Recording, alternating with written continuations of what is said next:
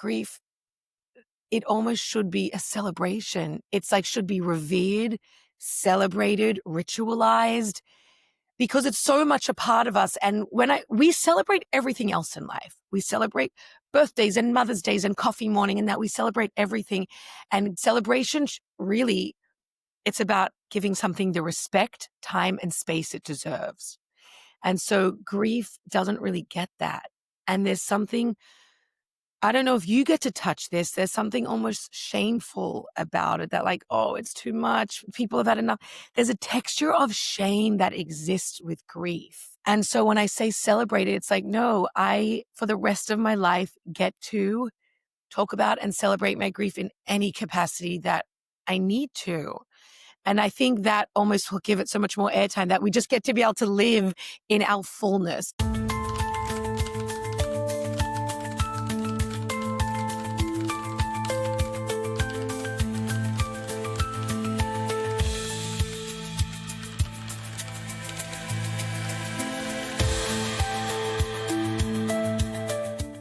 You were born and raised in Sydney. Yes. You are a Gestetner, so you're part of the Coogee Shul. How did you end up in the US? I shared a story this morning. I went for a walk before you. I was like, I have to go for a walk, just clear my head, need to find some space. And I took a video of the views, the cliffs in Coogee Beach, walking and turning into the beach. And I wrote on it, I was like, people always ask me and my sister, why did we leave Sydney and move to America? It's like, look where we are. Look at this, not just how beautiful it is, but like emotionally, Sydney was really safe and stable and solid to grow up as a frum Jew. So why did we leave? I left for my husband. I left to find a husband. That's number one. I left to find a husband, to chase a husband. And then the frock happened. And then the frock happened. Yes. Yep. Speaking of your husband. Yes. Tell me a little bit about Shua. Oh, I don't think it's possible to say a little bit about Shua, but I will say I met Shua when I was 18 years old on my family's first ever overseas trip to Israel. And that night, my mom said to all of us, she's like, no one's going out. We have a big teal tomorrow. So of course, Chaya snuck me out and we went out and we go out to this bar. It's probably still there in Crack Square, as they call it. It's called Night and Day. And there was like 20 guys and me and Chaya. And ratio was uneven. Everyone was fighting for our attention except one guy. There was one guy who I tried to get his attention the whole night. He just had this energy about him that I was so drawn to. At the end of the night, as me and Chaya were walking home, I said to him, like, I'm going to marry that guy. That was Shua.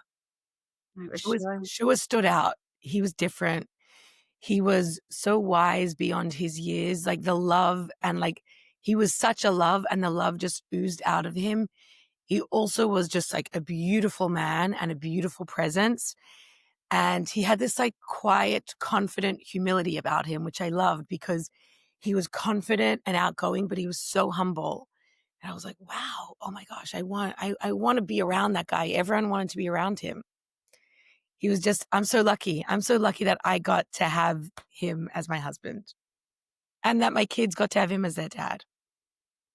I think you have the most amazing perspective when it comes to Shua and your kids. Not everyone knows the story. Sadly, Shua passed away quite suddenly. You were pregnant with your little boy. I don't want to make you cry. It's really my honor to cry. Yeah. Like for the rest of my life, it's going to be my honor to cry and say,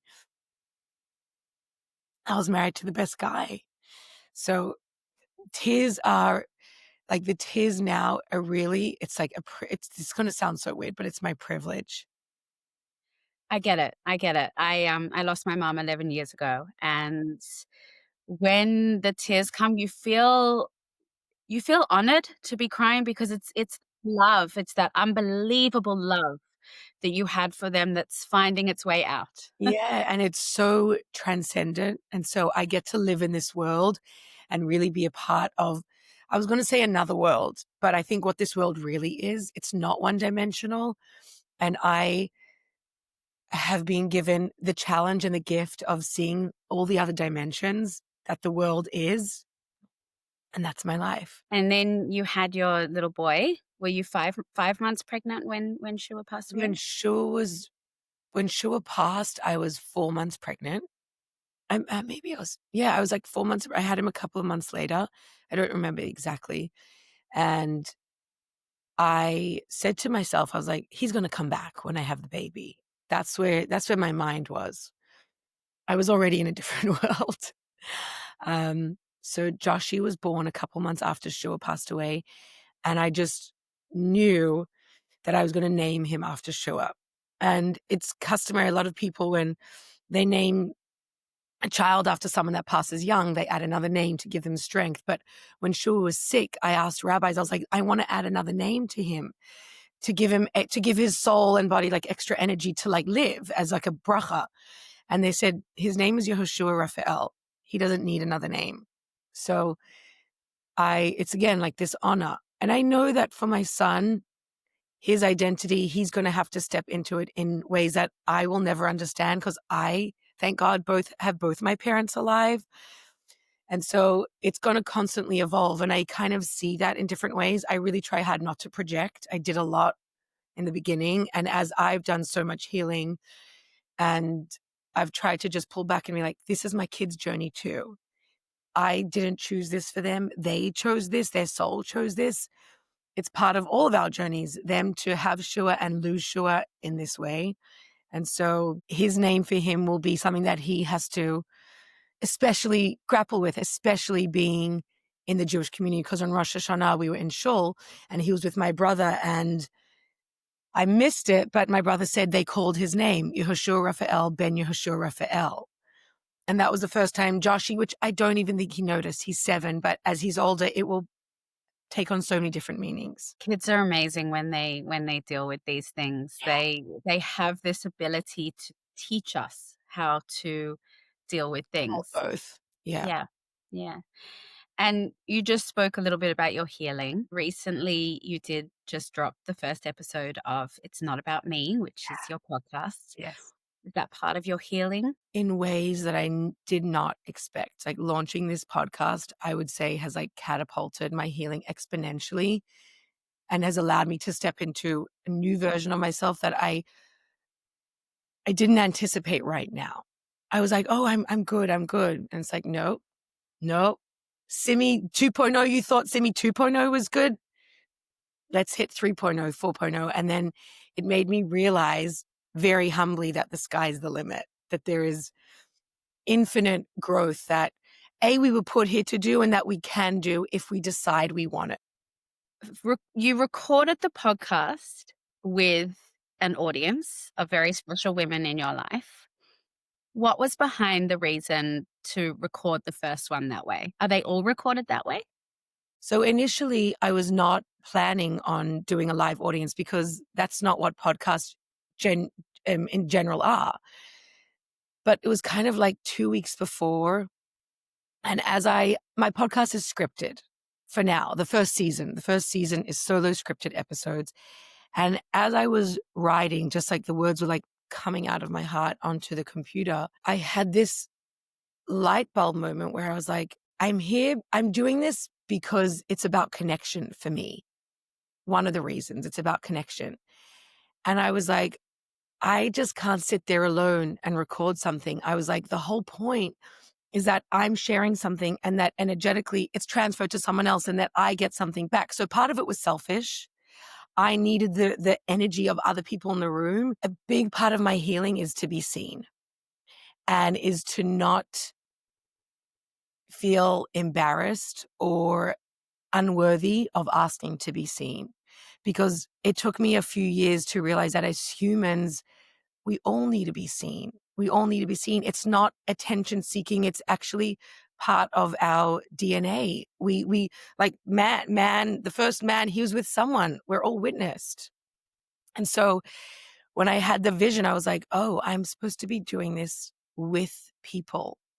So it was in front of, but it was with, because I promise you, Jessica, when I shared that podcast for the first 45 minutes, technology screwed up. It didn't work. And then when it started, we were all on a journey together.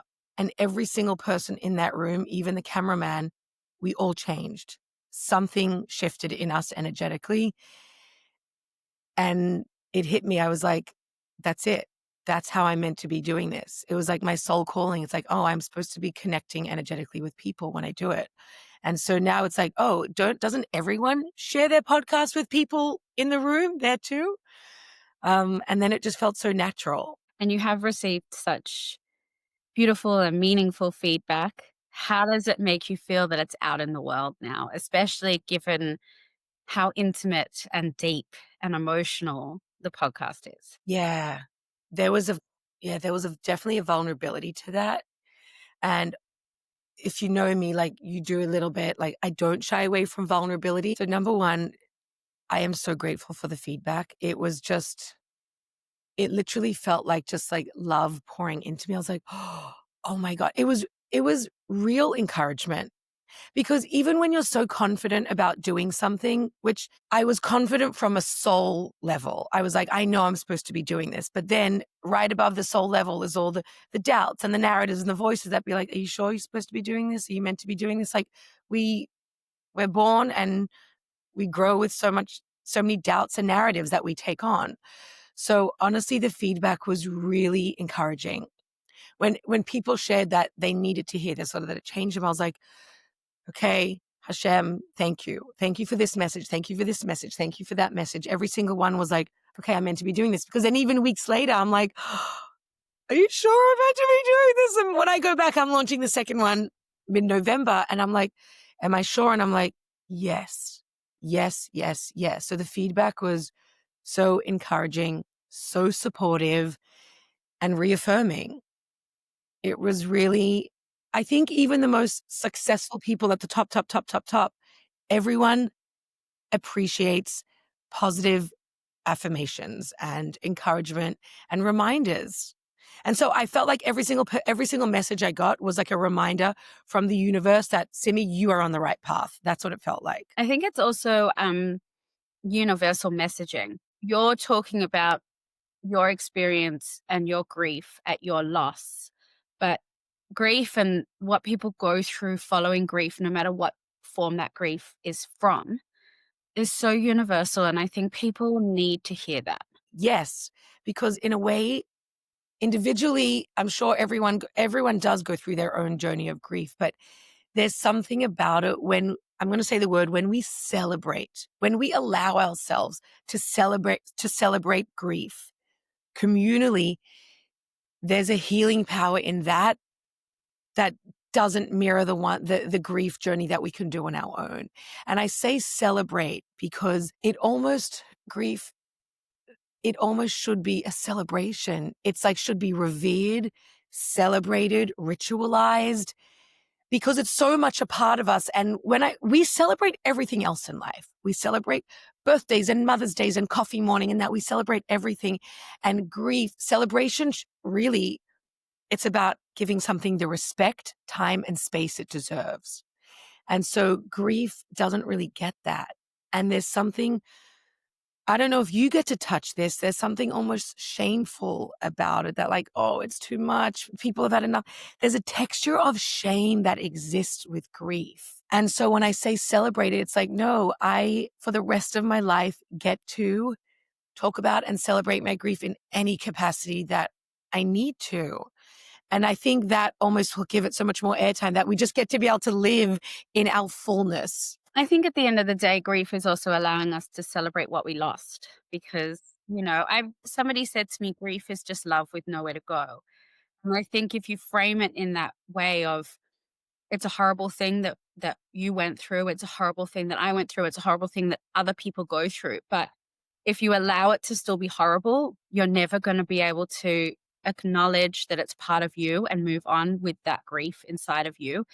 And as you say, celebrate who you are now with that grief inside of you. Yeah, I think the celebration is the acknowledgement of this massive love that is ours. Yeah, that's what it feels like in a way. And what is your ultimate aim with the podcast? What's your hope? If I could just share a visual of what I hope, and this is what happened to me. All of us go through life with tons of layers, good layers, challenging layers. And when I shared this podcast, it was as if I stepped out of a layer that was kind of holding me back and like stepped into this new life with new air and new oxygen that's like, hey, Simi, look how much is available to you in your life without diminishing anything of my past. And so my hope is one of my hopes, because there's so many, is that it gives someone just a little bit more breath, a little bit more ability to take a step back or forward with a little bit more perspective. That yes, life can be so painful, so hard, so challenging, big or small, mundane, tragic. And my hope is that they say that they can imagine that maybe there's a little bit more, because that touching that a little bit more, once you touch that, the possibilities exponential of where your life can go. And it's not overnight. It's like drip, drip, drip, moment by moment. But that's the place that I kind of live in, is that, yes, I lost my husband and my children don't live with their dad. They don't get to have that. And it's kind of easy to get, it's so easy. And I don't blame anyone for staying there or getting stuck there, because it's true. It's true. And the podcast for me is like, okay, and there's a little, is there more? Can you even try to hope or maybe imagine that, is there something else? Because in the very early year or time and space after Shua died, there was nothing else. There really was nothing else. And I didn't want to live in this world. And now that I'm here and I've gotten to this place, I'm like, if I could tell Simi back then, just hold on a little bit longer, just a little bit more. You don't have to think that life is amazing. Just one more breath. That's it. Yeah. What do you think Shua would say about the podcast? He'd be saying like, that's my girl. Let's go. He'd be so proud. He'd be so proud. Shua was an incredible speaker. Like, Shua could get up in a room full of 10 people, hundreds of people, 1,000 people. That's what he started doing as he got his PhD in different communities. He was an amazing speaker. And I always said to him, I'm like, Shu, you're going to go around the world speaking. That's what I said to him. And now he's looking at me and he's like, Sim, you're going to go around the world speaking. It really is a really, really beautiful podcast, and I can tell you I sat there with tears streaming down my face, but good tears. I think it's an important podcast and it's an important topic, and you share it so beautifully. And it's not just on the podcast where you share all of these things. You know, it is on your social media, on your personal one, on the frock. I think it's beautiful the way you're doing it, and I think it's a beautiful legacy for your children also. Thank you. And yeah, and even just hearing you say that, it's like, it really is a reminder and affirmation for me. Like, because we ebb and flow, we're not always feeling 100% at the top of our game. We're like, oh, I don't want to be doing this, should we? And like, being in Australia is so beautiful, but I've also don't have the time and space to do my writing or to do my thinking and just having this connection. I was like, oh, I'm so grateful to you. And also for Hashem, for this reminder to be like, see, Sim, I got you. Keep doing what you're doing. And also, I also appreciate the fact that you said you cried a lot during the podcast, but you were also proud. It was like happy tears, because my daughter said to me, my kids don't want to hear any of my stuff. My 14-year-old now is at the stage where she's like, Mom, that was a really good talk. She heard me speak recently and I didn't know she was there. And she came up to me. She's like, Mom, that was a really good speech. I was like, I looked at my sister. I was like, did you hear that? I was like freaking out. But my 9-year-old said to me, she's like, your podcast, I can't even do the American accent, whatever. She's like, your podcast, she's like, it's so depressing. She's like, it's not fun. And I was like, no. And I was trying to defend myself to my 9-year-old. I was like, no, it's happy. I promise you, it's really happy. It's good. And so when I wrote it, it was really emotional, but I felt this, what's the word? Not a celebration, but this triumph. It felt triumphant. I think even through the heavy parts, you feel that because it's an acknowledgement of what you went through. And it is a celebration and a triumph of where you are now and that whole journey that has taken you to where you are now. And I think it does give a lot of people hope. And, as you say, all you need to do is take one more breath, just 1 minute, just 1 hour, just take it, moment by moment. And I think it does come through in the podcast. And I can't wait for episode 2. Thank you. Thank you so much. Thank you for reaching out and for being a part of my journey. I'm so, so moved. So moved. Thank you so much. I'm so glad we